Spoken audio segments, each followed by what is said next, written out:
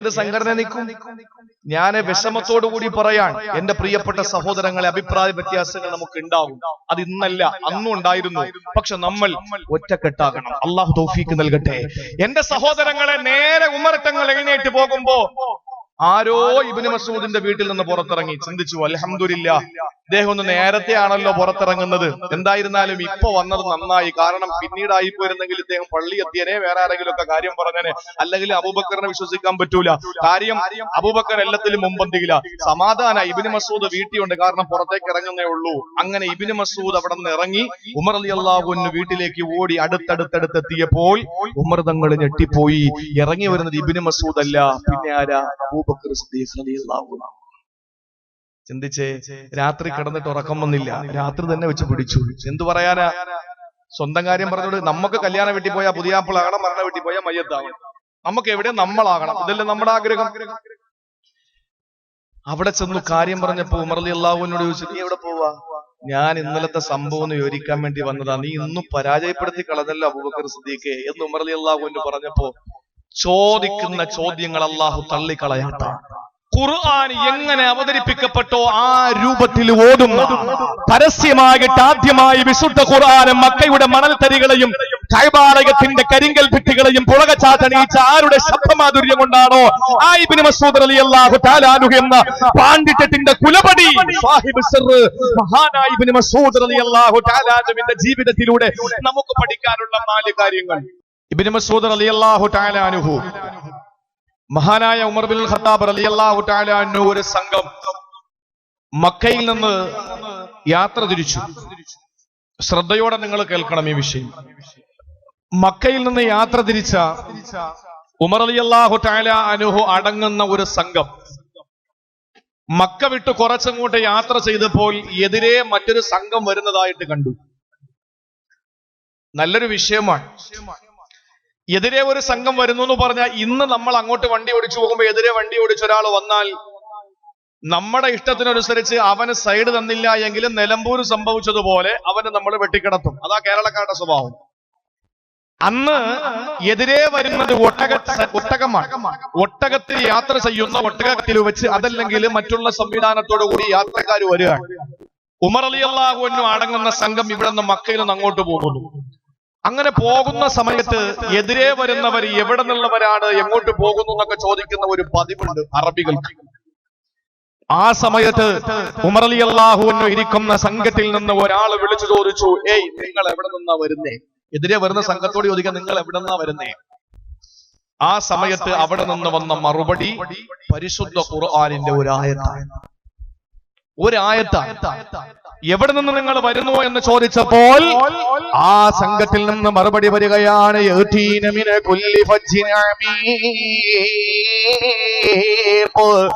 അങ്ങ് വിജനമായ വിദൂരമായ ഒരു പ്രദേശത്ത് നിന്ന് വരികയാണ്. ആഴമേറിയ ഒരു ഭാഗത്ത് നിന്ന് ഞങ്ങൾ വരികയാണ്. ആ സമയത്ത് വീണ്ടും ചോദിക്കുകയാണ്, നിങ്ങൾ എവിടെയാണ് പോകുന്നത്? എങ്ങോട്ടാ നിങ്ങൾ പോകുന്നത്? ഈ യാത്ര അവസാനിക്കുന്നത് എവിടെയാണെന്ന് ചോദിക്കുമ്പോ അതിൽ നിന്ന് മറുപടി വരികയാണ്,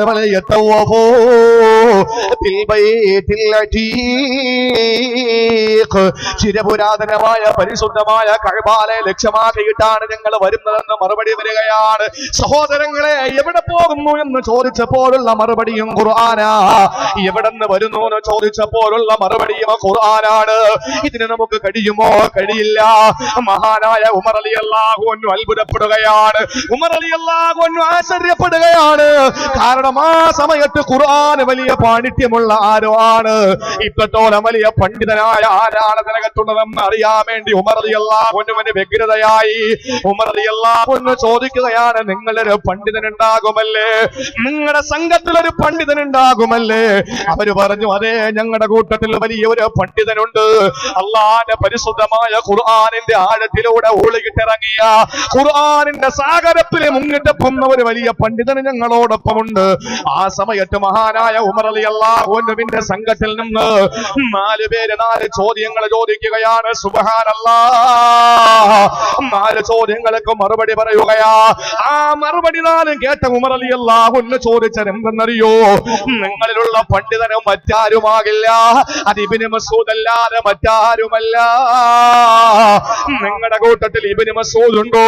അവര് പറഞ്ഞു ഉണ്ട്, ഞങ്ങളുടെ കൂട്ടത്തിൽ ഇബ്നു മസ്ഊദ് ഉണ്ട്. ഉമർ റളിയല്ലാഹു അൻഹു പറയും, ഇബ്നു മസ്ഊദിനല്ലാതെ ഇങ്ങനെ ഒരു മറുപടി പറയാൻ കഴിയില്ല. ഇവിടെ പോകുന്നു എന്ന് ചോദിച്ചപ്പോൾ ഖുർആനിന്റെ ആയത്ത് പെട്ടെന്ന് വരിക. എങ്ങോട്ട് പോകുന്നു എന്ന് ചോദിച്ചപ്പോൾ ഖുർആനിന്റെ ആയത്ത് വരിക. ഏറ്റവും വലിയ ചോദ്യങ്ങൾ 4 ചോദിക്കുമ്പോ ചോദ്യം 4 പരിശുദ്ധമായ ഖുർആനിലൂടെ മറുപടി കൊടുക്കുന്ന ഒരു വലിയ പാണ്ഡിത്യത്തിന്റെ കുലപതിയാണ് ഇബ്നു മസ്ഊദ് റളിയല്ലാഹു തആല അൻഹു. സഹോദരങ്ങളെ, ഒന്നാമത്തെ ചോദ്യം ഏതെന്നറിയുമോ?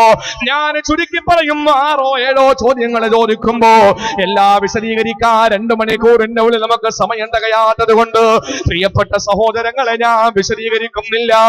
4 ചോദ്യങ്ങളാണ് വിശദീകരിക്കുന്നത്. ആ 4 ചോദ്യങ്ങളും ഈ കാലഘട്ടത്തിൽ ചർച്ച ചെയ്യേണ്ട വിഷയമാണ്. ഒന്നാമത് ചോദിച്ചത് ഏതെന്നറിയുമോ?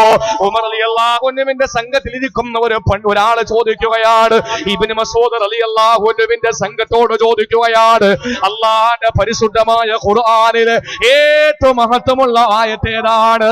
അറിയുമോ സഹോദരങ്ങളെ? 6266 ആയത്തുകൾ അല്ലാഹു 114 അധ്യായങ്ങളിലൂടെ ഈ ലോകത്തിന് സമ്മാനിക്കുമ്പോ അതിലേറ്റവും മഹത്വമുള്ള ആയത്തേതെന്ന് ചോദിക്കുകയാണ്. ഈ ഏറ്റവും വലിയ മഹത്വമുള്ള ആയത്തേതാണെന്ന് എന്റെ പെങ്ങളെ അറിയുമോ? ഞാൻ നിങ്ങൾ ഖുർആനിന്റെ വക്താക്കളാണ്, കഴിഞ്ഞ 1 കൊല്ലത്തിന് മുമ്പല്ലേ പ്രിയപ്പെട്ടവര് നിങ്ങൾക്കുമാകാ കോടീശ്വരൻ എന്ന പരിപാടിയില് നടന സുരേഷ് ഗോപി എന്റെ പ്രിയപ്പെട്ട സഹോദരങ്ങളെ മനസ്സിലാക്കാൻ വേണ്ടി പറയുകയാ. സോഷ്യൽ മീഡിയയിലൂടെ കണ്ട കാര്യമാണ്. സുരേഷ് ഗോപി പാവപ്പെട്ട ഒരു മുസ്ലിം സഹോദരിയെ ടേബിളിൽ പിടിച്ചിരുത്തിയിട്ട് പ്രിയപ്പെട്ട സഹോദരങ്ങളെ മനസ്സിലാക്കുക, ടേബിളിന്റെ മുമ്പിൽ കൊണ്ടിരുത്തിയിട്ട് ആ പെണ്ണിനോട് ചോദിക്കുകയാണ്, ഒരു സിനിമ ഇട്ടുകൊടുത്തതിന്റെ 5 സെക്കൻഡ് 10 സെക്കൻഡോളം വരുന്ന ശബ്ദരേഖ ഇട്ടുകൊടുത്തിട്ട് ചോദിച്ചു ഏത് സിനിമയാണ്? ആ പെണ്ണ് മറുപടി നിമിഷ നേരം കൊണ്ട് പറയുകയാണ്. ഒരിക്കൽ പോലും ആ പെണ്ണിന് ആലോചിക്കേണ്ടി വന്നില്ല, ആ പെണ്ണിനൊന്ന് ചിന്തിക്കേണ്ടി വന്നില്ല. ഒരു പഴയ കാലത്തെ സിനിമ ഇട്ടുകൊടുത്തിട്ട് ആ സിനിമ 10 സെക്കൻഡ് നീണ്ടു നിന്നപ്പോ അതേത് സിനിമയിലെ രംഗമാണെന്ന് ചോദിക്കുമ്പോൾ ഈ സമുദായത്തിന്റെ ഒരു സഹോദരി മറുപടി കൊടുക്കുകയാണ്. രണ്ടാമത് ആ നടൻ ചോദിച്ച ചോദ്യമേനെന്നറിയോ? പരിശുദ്ധ ഖുർആനിലെ ഒരു അധ്യായം, അതൊരു വനിതയുടെ പേരിലാണ് തുടങ്ങപ്പെടുന്നത്, ഒരു വനിതയുടെ പേരിലാണ് അധ്യായമുള്ളത്. ആ വനിത ആരാണെന്ന് ചോദിക്കുമ്പോൾ ആ പെണ്ണിങ്ങനെ ആലോചിക്കുകയാണ്. ആ പെണ്ണിന് മറുപടി കൊടുക്കാൻ കഴിയുന്നില്ല. സഹോദരങ്ങളെ, 4 ഓപ്ഷൻ കൊടുത്തിട്ടാണ് ആസിയായുടെയും അതുപോലെ തന്നെ ഖദീജയുടെയും മറിയം ബീബിയുടെയും ആയിഷയുടെയും പേര് കൊടുത്തിട്ട് ഇതിൽ ഏതാണ് ആ വനിതയെന്ന് ചോദിച്ചിട്ട് അറിയാൻ കഴിയാത്ത പെങ്ങളുണ്ട്. ഏത് പെങ്ങളെന്ന് ചോദിച്ചാലും മലപ്പുറത്തുകാരിയാണ്. ഏത് മലപ്പുറമാണ്? മുസ്ലിം ഭൂരിപക്ഷ പ്രദേശമായ മലപ്പുറമാണ്. ഇങ്ങനെയുള്ള പെങ്ങളാണ്. ഹിജാബ് ധരിച്ചവും പെങ്ങളാണ്. പെങ്ങളോട് വിശുദ്ധമായ ഖുർആനിനെ പറ്റി ചോദിക്കുമ്പോ ഇന്ന് സഹോദര സമുദായത്തിൽപ്പെട്ടവര് പോലും പറയാൻ കഴിയുന്ന ഏറ്റവും ലളിതമായ ഒരു ചോദ്യം ചോദിച്ചപ്പോ അതിന് പോലെ ഖുർആനിൽ നിന്ന് മറുപടി കൊടുക്കാൻ ഈ സമുദായത്തിന്റെ തലതിരിഞ്ഞു പോയ പെങ്ങളെ കൊണ്ട് കഴിയാതെ പോയെങ്കിൽ എന്റെ കാങ്കോല നിവാസിനികളായ പെണ്ണുങ്ങളെ, എന്റെ പ്രിയപ്പെട്ട ചെറുപ്പക്കാരാ, അല്ലാഹുവിന്റെ പരിശുദ്ധമായ ഖുർആനിൽ ഏറ്റവും മഹത്വമുള്ള ആയത്തേതെന്നറിയുമോ? ഖുർആൻ ഓതുന്നവരോട് ചോദിക്കുകയാണ്, ഈ റമളാൻ മാസത്തിലും 4 ഖത്തം തീർത്ത എന്റെ ചെറുപ്പക്കാരാ, എന്റെ പിതാക്കന്മാരെ, 6266 ആയത്തുകൾ 114 അധ്യായങ്ങളിലെ പടച്ചതമ്പുരാൻ ഈ ലോകത്തിന് സമ്മാനിക്കുമ്പോ സഹോദരങ്ങളെ, ഇതിൽ ഏറ്റവും മഹത്വമുള്ള ആയത്തേതാണ്? ഇതിലേറ്റവും മഹത്വമായ ആയത്തേതാണ്? ഈ പണ്ഡിതനോട് ചോദിക്കുന്നത് ഉമർ തങ്ങളുടെ കൂട്ടത്തിലുള്ള സാധാരണക്കാരനാണ്. ഇൽമിൽ വളരെ കുറഞ്ഞ ഒരു മനുഷ്യനാണ് ചോദിക്കുന്നത്. ആരോടാണ്? ഇബ്നു മസ്ഊദ് ഇരിക്കുന്ന സംഘത്തോടാണ് ചോദിക്കുന്നത്. ഉടൻ തന്നെ അവിടെ നിന്ന് മറുപടി വരികയാണ്, സുബ്ഹാനല്ലാഹ്, അല്ലാഹുവിന്റെ പരിശുദ്ധ ഖുർആൻ, അല്ലാഹുവിന്റെ ഖുർആനിലെ ഏറ്റവും മഹത്വമുള്ള ആയത്ത് വരികയാണ്. ഏതായത്താണെന്നറിയോ? ഇത് ഇബ്നു മസ്ഊദ് മസൂദിനല്ലാതെ പറഞ്ഞു കൊടുക്കാൻ പിന്നെ ആർക്കാ കഴിയുക? ഇബ്നു മസൂദിനല്ലാതെ ലോകത്തിന് പഠിപ്പിച്ചു കൊടുക്കാൻ വേറെ ആർക്കാ കഴിയുക? ഇബ്നു മസൂദ് തങ്ങൾ പറഞ്ഞു കൊടുക്കുകയാണ്, അല്ലാഹു ലാ ഇലാഹ ഇല്ലാ ഹുവൽ ഹയ്യുൽ ഖയ്യൂം ലാ തഅഖുദുഹു സിനത്തുൻ വലാ നൗം. സഹോദരങ്ങളെ, ഈ ആയത്താണ് ഇതിന്റെ അവസാന ഭാഗം വരെ ഓതി കൊടുത്തിട്ട് ഇബ്നു മസൂദ് തങ്ങൾ പറയുകയാണ്, അല്ലാഹുവിന്റെ പരിശുദ്ധമായ കലാമായ ഖുർആനിലെ ഏറ്റവും മഹത്വമുള്ള ആയത്ത് ഈ ആയത്താണ്. ഏതായത്ത്? അല്ലാഹു ലാ ഇലാഹ ഇല്ലാ ഹുവൽ ഹയ്യുൽ ഖയ്യൂം ലാ തഅഖുദുഹു സിനത്തുൻ വലാ നൗം എന്ന് തുടങ്ങുന്ന പരിശുദ്ധ ഖുർആൻ സൂറത്തുൽ ബഖറയിലെ ഒരു ആയത്ത്. ഈ ആയത്തിന്റെ പേര് എന്താ പറയുക? ആയത്തുൽ കുർസി. സംശയിക്കേണ്ട. ഇനി ആര് ചോദിച്ചാലും പരിശുദ്ധ ഖുർആനിലെ ഏറ്റവും മഹത്വമുള്ള ആയത്ത് ഏതാ? എല്ലാം മഹത്വമുള്ളതാണ്, ഏതും മഹത്വമുള്ളതാണ്. പക്ഷെ അതിൽ ഏറ്റവും മഹത്വമുള്ളത് ഏതാണ്? അത് ആയത്തുൽ കുർസിയാണെന്ന് മഹാനായ ഇബ്നു മസ്ഊദ് റളിയല്ലാഹു തആല അൻഹു പറയാണ്. എത്ര പേർക്കറിയാം? എത്ര പേർക്ക് ആയത്തുൽ കുർസി തെറ്റാതെ ഓതാൻ കഴിയുന്ന എത്ര പേര് നമ്മുടെ സമുദായത്തിലുണ്ട്? ഞാൻ ആക്ഷേപിക്കുകയല്ല, കുറ്റപ്പെടുത്തുകയാണ്, ഞാൻ വിമർശിക്കുകയാണ്. എന്തുകൊണ്ടാണെന്നറിയോ? പരിശുദ്ധ ഖുർആനിലെ ഏറ്റവും ഈ ആയത്തിന്റെ പ്രത്യേകത എന്താണ്? ഈ ആയത്തിന്റെ മഹത്വം എന്താണ്? വിശദീകരിക്കാൻ എന്നാൽ ഇത് ഇന്നൊരു ദിവസം പ്രസംഗിക്കേണ്ടി വരും. നമുക്കിനി ആകെ ഉള്ളത് തുച്ഛമായ സമയമാണ് നമുക്കിനി ഉള്ളത്. അതുകൊണ്ട് ഞാൻ വിശദീകരിക്കുന്നില്ല. എന്റെ പ്രിയപ്പെട്ട സഹോദരങ്ങളെ, പരിശുദ്ധമായ ഖുർആനിലെ ആയത്തുൽ കുർസി എന്ന് പറയുന്ന ഈ ആയത്ത് അഞ്ച് വഖത്ത് നമസ്കാരത്തിനു ശേഷം ഒരാൾ ഓതിക്കഴിഞ്ഞാൽ, പഠിച്ചോളി, 5 വഖത്ത് നിസ്കാരത്തിന് ശേഷം ഇത് ഓതിക്കഴിഞ്ഞാൽ അവന് സ്വർഗം ഉറപ്പാണ്. പക്ഷെ ഒരു തടസ്സം അവന്റെ മുമ്പിലുണ്ട്. എന്ത് തടസ്സം? മരണം എന്ന് പറയുന്ന ഒരു തടസ്സം അവന്റെ മുന്നിലുണ്ട്. മരിച്ചാൽ അപ്പോഴേ അവൻ സ്വർഗത്തിലാണ്. ആര്?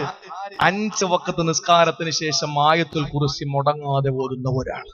അപ്പൊ ചോദിക്കും, ഉസ്താദെ 5 നേരത്തെ നിസ്കാരം അതിനുശേഷം ഈ ആയത്തുൽ കുർസി അങ്ങ് ഓതിയ വിഷയമൊക്കെ തീരൂലേ? ബാക്കി എന്ത് ചെയ്താലും പ്രശ്നമൊന്നുമില്ലേ? ബാക്കി എന്ത് ചെയ്താലും പ്രശ്നമില്ല എന്നുള്ളതല്ല. ഈ 5 നേരം ആയത്തുൽ കുർസി ഓതുന്നവന് ബാക്കി ഒന്നും ചെയ്യാൻ പറ്റില്ല. കള്ളു പിടിക്കാനും പെണ്ണ് പിടിക്കാനും പലിശ വാങ്ങാനും ഒന്നും അവനെ കഴിയില്ല. കാരണം അർത്ഥറിഞ്ഞ് ലാ തൗഖുദു അല്ലാഹു ലാ ഇലാഹ ഇല്ലാ ഹുവൽ ഹയ്യുൽ ഖയ്യൂം, അവന് ഹയ്യും ഖയ്യൂമുമാണ്, എന്നെന്നും ശേഷിക്കുന്നവനും ജീവിച്ചിരിക്കുന്നവനും കഴിവുള്ളവനും ഒക്കെയാണ്, അവനല്ലാതെ ആരാധ്യനില്ല. ലാ തൗഖുദുഹു സിനത്തുൻ വലാ നൗം. അല്ലാഹുവിന് 2 രീതിയിലുള്ള ഉറക്കമില്ല. 2 രീതിയിലുള്ള ഉറക്കം ഏതാണ്? ഒന്ന് കട്ടിലിൽ കിടന്ന്, ഒന്ന് പായ കിടന്ന്. 2 രീതിയിൽ ഉറക്കമുണ്ട്. സിനത്ത്, നൗം. സഹോദരിമാരോട് ഞാൻ പറയാം, സിനത്ത്, നൗം 2 രീതിയിലുള്ള ഉറക്കമുണ്ട്. ഈ ഉറക്കം ഉദാഹരണത്തിലൂടെ പറഞ്ഞുതരാം. വീട്ടിൽ കിടന്ന് മനോഹരമായി നല്ല ബെഡ്ഷീറ്റും പുതച്ച് കിടക്കുന്ന ഉറക്കത്തിന്റെ പേര് നൗം. വഴല് കേൾക്കാൻ വന്നിരുന്ന് ഉറങ്ങുന്ന ഉറക്കത്തിന്റെ പേര് സിനത്ത്. മനസ്സിലായ? നൗം എന്ന് പറഞ്ഞാൽ കണ്ണു ഉറങ്ങും, ഹൃദയം ഉറങ്ങും. സിനത്ത് എന്ന് പറഞ്ഞാൽ കണ്ണ് തുറന്നിരിക്കും, പക്ഷെ ഹൃദയം ഉറങ്ങും.